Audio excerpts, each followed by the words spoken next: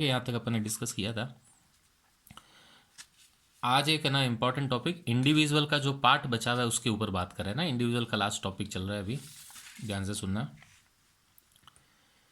देखो इसको है ना, अब जो मैं लिख रहा हूँ इसको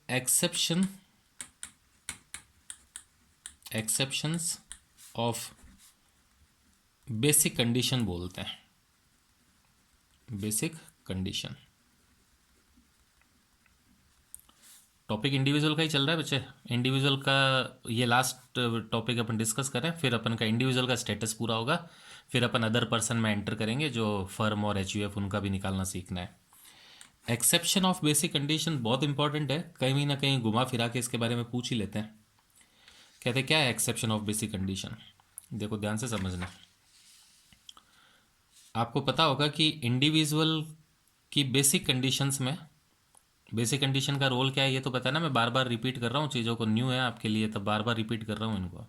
कि बेसिक कंडीशन ये बताती है कि आप भारत में रेजिडेंट बनोगे या नॉन रेजिडेंट, जबकि एडिशनल कंडीशन ये बताती है कि आप भारत में ऑर्डिनरी रेजिडेंट बनोगे या नॉट ऑर्डिनरी।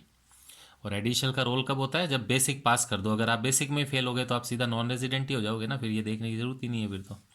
अच्छा आ जाओ इधर। बेसिक कंडीशन में आपके पास दो कंडीशन अवेलेबल है, ठीक है। दो कंडीशन अवेलेबल है, इसका मतलब है आप पहली कर दो या आप दूसरी कर दो। पहली कर देते हो तो दूसरे को देखने की ज़रूरत ही नहीं है, तो कभी भी ये एक क्वेश्चन ना आए कि सर दोनों कर दें। तो दोनों करने का कहा किसने तेरे को दोनों करवा। पहली करने के बाद तो ख़त्म ही हो गई थी बात, तू रेजिडेंट बन गया था सीधा ही। तो पहली कर दो, नहीं हो तो दूसरी कर दो। अब आराम से सुनना। लेकिन तीन तीन एक्सेप्शन ऐसे हैं, ठीक है, तीन एक्सेप्शन ऐसे हैं जब बेसिक कंडीशन में आपके लिए सेकंड वाली जो शर्त है ये उपलब्ध नहीं होगी और आपको पहली वाली ही शर्त पूरी करवानी पड़ेगी। इसको बेसिक कंडीशन का एक्सेप्शन बोलते हैं, जो केवल इंडिविजुअल में है। इंडिविजुअल जैसे आप और हम होते हैं, हम इंडिविजुअल्स होते हैं, हम लोग जो टैक्स भरते हैं इंडिविजुअल के रूप में भरते हैं। तो है ना, केवल तीन ऐसे एक्सेप्शन हैं जिन तीन एक्सेप्शन में बेसिक कंडीशन में आपके पास दो कंडीशन अवेलेबल नहीं है कि ये कर दो या ये कर दो, बल्कि एक ही कंडीशन अवेलेबल है। ऊपर वाली कर दोगे पास तो रेजिडेंट बन जाओगे, ऊपर वाली नहीं कर पाओगे 182, यानी भारत में प्रीवियस ईयर में 182 डेज नहीं हो रहे आपके, तो आप सीधा नॉन रेजिडेंट बन जाओगे। ये वाला मौका नहीं दिया जाएगा। एक एग्जाम्पल बताता हूँ, हालांकि गंदा एग्जाम्पल है। बीकॉम के अंदर पास होने में फिर भी दो चांस मिलते हैं अपन को, है ना। एग्ज़ाम में हो गए तो ठीक है, नहीं तो सप्ली में हो जाएंगे।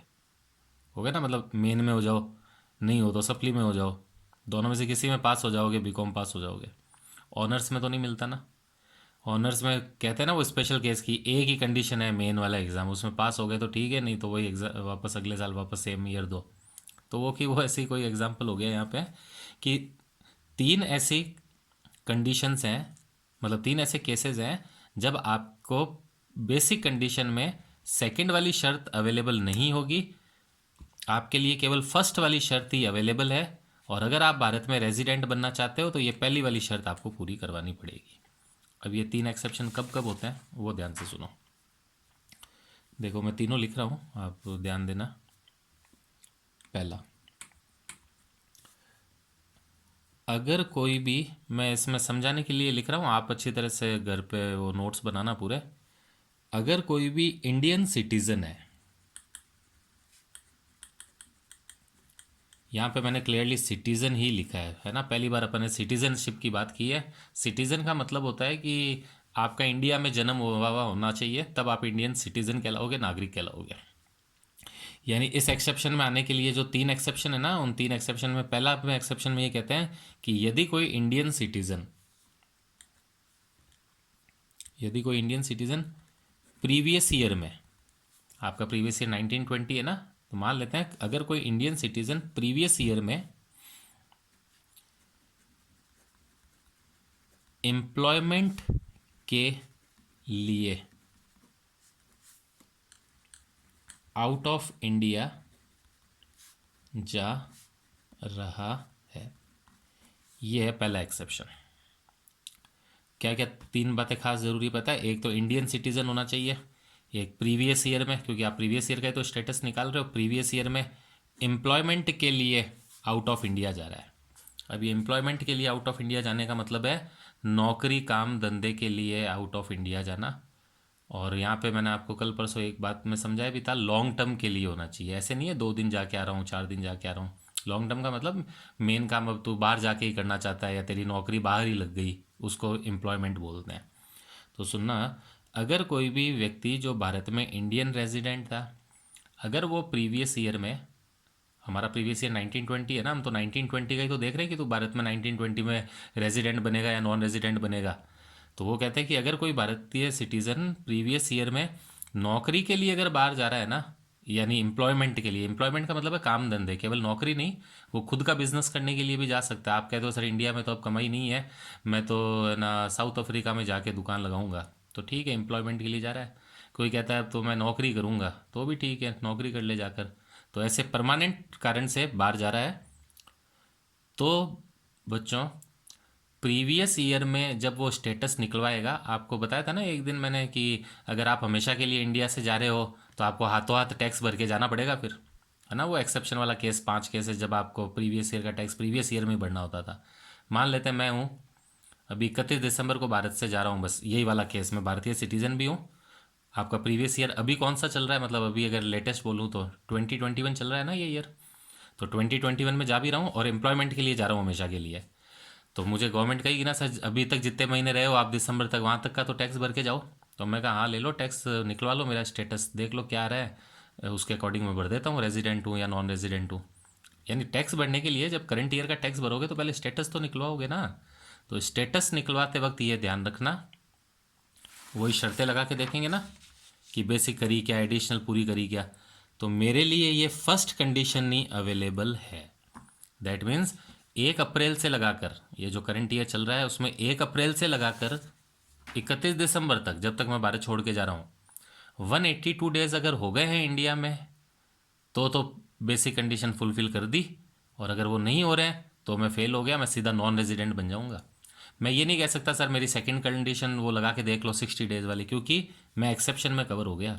कौन है एक्सेप्शन में? देखो, अगर कोई भी इंडियन सिटीजन प्रीवियस ईयर में एम्प्लॉयमेंट के लिए हमेशा के लिए भारत से बाहर जा रहा है, तो यह व्यक्ति जब अपने प्रीवियस ईयर का स्टेटस निकलवाएगा ना, अब आप ये मत कहना कि सर अब जब भारत से बाहर जा रहा है तो अभी प्रीवियस ईयर का स्टेटस क्यों निकलवाएगा।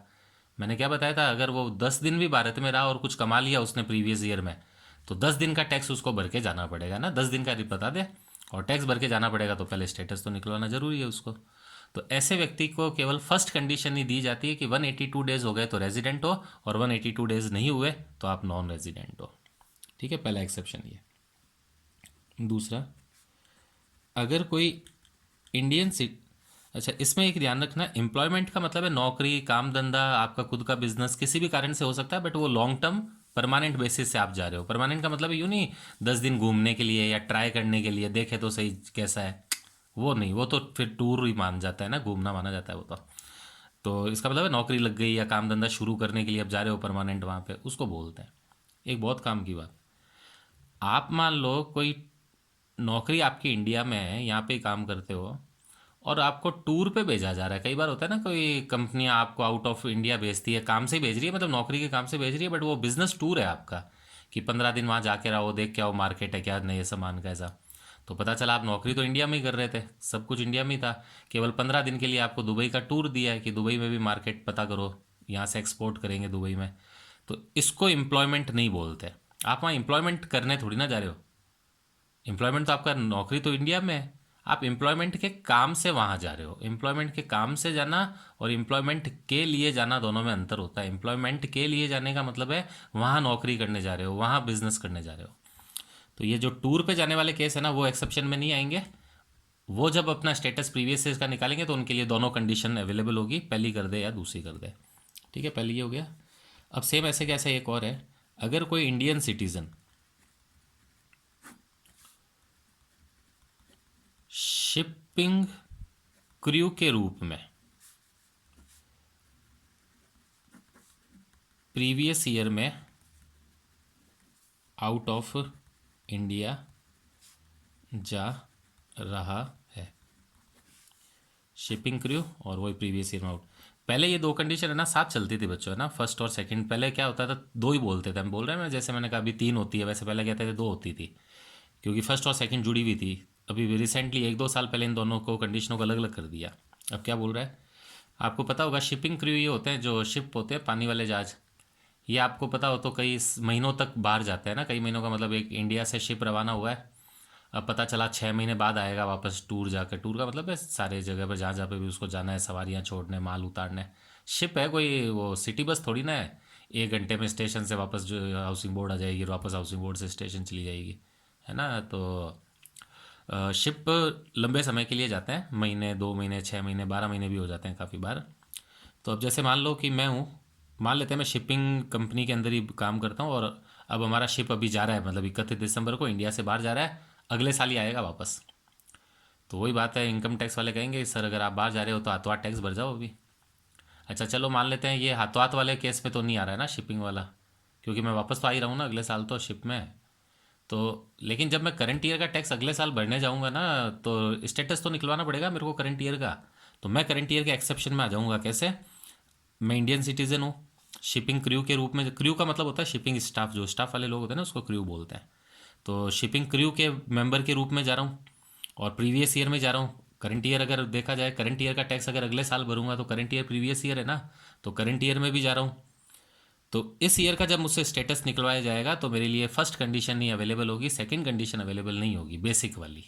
ठीक है, एडिशनल के लिए कुछ नहीं बोल रहा, एडिशनल वाला अभी भी वही रहेगा, दोनों कंडीशन। बेसिक में केवल दो की जगह पहली वाली अवेलेबल होगी। तो ये और ये तो सेम ही है, यहाँ पर इंडियन सिटीजन नौकरी काम धंधे के लिए जा रहा है, यहाँ पर इंडियन सिटीजन शिपिंग क्रू के रूप में जा रहा है, बाकी सब सेम है। और तीसरा और लास्ट एक्सेप्शन अब उल्टा है। पहले देखो इंडिया के लोगों को हम बाहर भेज रहे थे, अब बाहर के लोग को इंडिया बुलाएंगे। गौर से कर देखना, गौर करना, अगर कोई इंडियन सिटीजन या पर्सन ऑफ इंडियन ओरिजिन, ये दो लिखे अब की बार, ये नई चीज़ आ गई है ना, अब की बार इंडियन सिटीजन या पर्सन ऑफ इंडियन ओरिजिन, दोनों में से कोई भी हो सकता है। इंडियन सिटीजन या पर्सन ऑफ इंडियन ओरिजिन जो आउट ऑफ इंडिया रहते हैं और प्रीवियस ईयर में घूमने इंडिया आए हो। ये देखो, अब इसको समझना। जैसे मान लेते हैं आप में से कोई व्यक्ति क्या है, आउट ऑफ इंडिया ही रहता है, हो तो आप इंडियन सिटीजन या इंडियन ओरिजिन, ओरिजिन में बाद में समझाता हूँ, अभी सुनना। ठीक है, इंडिया के ही थे, यहाँ पे जन्म हुआ वगैरह है, आपका फैमिली यहाँ की है, बट ठीक है आप कई सालों से आउट ऑफ इंडिया दुबई में शिफ्ट हो गए मान लो, ठीक है, वहीं रहते करते हो। तो दुबई वाले घूमने तो आते ही हैं कभी कभी, तो घर परिवार वालों से मिलने। घूमने का मतलब ये नहीं है कि घूमना ही जरूरी है, गोल गोल घूमना या फिर है ना बाजार घूमना, घर पे आके बैठ जाओ तो भी दिक्कत। घूमने का मतलब है कोई बिजनेस नौकरी के लिए इंडिया नहीं आए हो, अपने पेरेंट्स से मिलने आए हो या अपने रिश्तेदारों से मिलने आए हो, या किसी से नहीं मिलने आए हो बट आए हो, काम धंधे से तो नहीं आए हो ना। तो उसकी बात कर रहे हैं। ठीक है, अगर आप इंडियन ओरिजिन के थे, बाहर रहने लग गए थे, लेकिन प्रीवियस ईयर में आप इंडिया आए, तो बच्चे इंडिया आए, मान लो आपने इंडिया में आके कुछ कमा लिया, कमाने का मतलब किसी भी कारण से कमा लिया होगा, बिजनेस माइंडेड होता है वो तो बैठे बैठे रास्ते में खड़े खड़े कमा लेता है कोई चीज़ को देख के। एग्जाम्पल ऐसे ही बता रहा हूँ, मान लेते हैं आप इंडिया आए, सपोज करो कि आप है ना दुबई, दुबई के अंदर आप डॉक्टर हो, मान लो डॉक्टर हो, इंडियन ओरिजिन के थे बट वहाँ नौकरी लग गई अच्छे हॉस्पिटल में, आप डॉक्टर हो। अब आए आप घूमने इंडिया, घूमने आए थे अपने पेरेंट्स से मिलने, बट आए थे जब आपको जोधपुर में कोई हॉस्पिटल वाले मिल गए कि अरे डॉक्टर साहब आप आए हुए ही हो तो दो पेशेंट की ऑपरेशन तो करते जाओ। ठीक है, ऐसे कोई आ गए कि पहचान वाले थे आपके, अरे सर आए हो तो कर जाओ ऑपरेशन तो या बाहर मान लेते मेरे जैसे कोई फर्जी टीचर हो आप, ठीक है, बाहर टीचर थे और अब इंडिया आए हो, तो इंडिया में आपके पुराने स्टूडेंट मिल गए कि अरे सर आप आए हुए हो या मैम आप आई हुई हो, तो ये 2 चैप्टर तो पढ़ा जाओ, फीस ले लेना। तो ऐसे ही हुआ, कोई बाहर इंडियन सिटीजन था जो हमेशा बाहर ही रहता था, ठीक है, आउट ऑफ इंडिया ही रहता था, जो प्रीवियस ईयर में क्या हुआ घूमने आया और घूमने आया, मान लेते कमा लिया यहाँ पर आके 1 दिन में, 2 दिन में या 10 दिन में, तो वही टैक्स तो भरना पड़ेगा। टैक्स भरना पड़ेगा तो उसको स्टेटस निकलवाना पड़ेगा। स्टेटस निकलवाना पड़ेगा तो बेसिक कंडीशन में उसके पास केवल फर्स्ट शर्त ही अवेलेबल होगी, यानी 182 डेज अगर इंडिया में हुआ है तो रेजिडेंट के रूप में टैक्स भरेगा, और 180 नहीं हो रहे तो फिर नॉन रेजिडेंट। एडिशनल वो सेकेंड वाली शर्त इसके लिए अवेलेबल नहीं होगी। यहाँ पर ये घूमना है ना बहुत ज़रूरी है।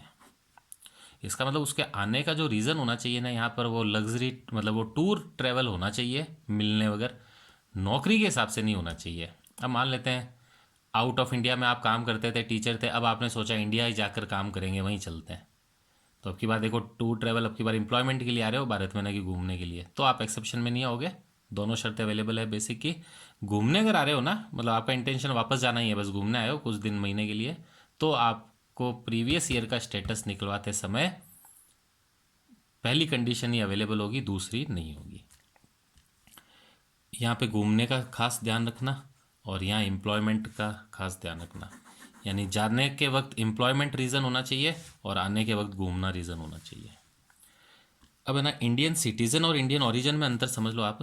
पहले दोनों केस में केवल इंडियन सिटीज़न वर्ड है, जबकि इसमें इंडियन सिटीज़न भी हो सकते हो या इंडियन ओरिजिन के आदमी भी हो सकते हो आप।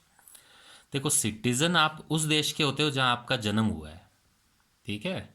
अब जैसे मैं कहता हूँ आप इंडियन सिटीज़न होने चाहिए, इसका मतलब है आपका जन्म इंडिया में हुआ हो, उसको तो बोलते हैं सिटीज़न।